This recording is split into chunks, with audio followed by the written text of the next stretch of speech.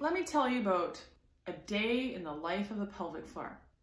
First, understand that the pelvic floor is very similar to other muscles in our body. And I always describe to clients, think of all muscles in our body needing to move from like 0 to 10. Sometimes they need to be really, really relaxed, and sometimes they need to be really tight and strong. I would say we're not really 0 until we're dead. Like our muscles don't go all the way down to 0 until we're dead. But otherwise, we need different numbers at different points in our day depending on what we're doing. Now, the pelvic floor is a very responsive group of muscles. It reacts to what's going on in the whole body. So it does not really have a mind of its own. Here's what I mean. This is what it does all day. Okay, let's say I'm sleeping, all right? Maybe it's like a 1 when I'm sleeping. As soon as my alarm clock goes off and my nervous system wakes up a bit, it needs to crank up to like a 2.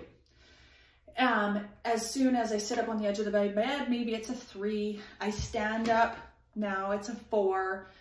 Oh my gosh, I have to pee. It's a 5. My kid comes running up to me and I need to pick them up. So now it has to climb up to like a 6.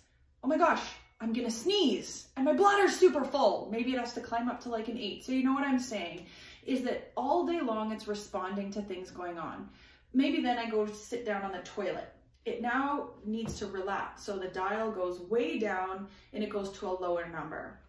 That's supposed to happen with the normal functioning pelvic floor.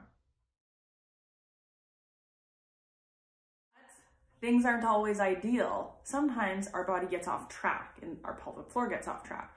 Let's say I'm sleeping. I'm supposed to be down at my pelvic floor level 1. And then all of a sudden my alarm clock goes off and I all of a sudden think about all of the many things that I have to do in the day. And my kids are screaming. They've all run into the room and I am late for work.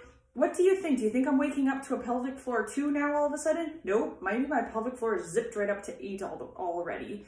What I'm trying to say is that sometimes our life and the things that we do start to use up a lot of the high end of the spectrum. Like we're always calling on things that require the high numbers, and we don't do a very good job of giving our body and our pelvic floor the low numbers.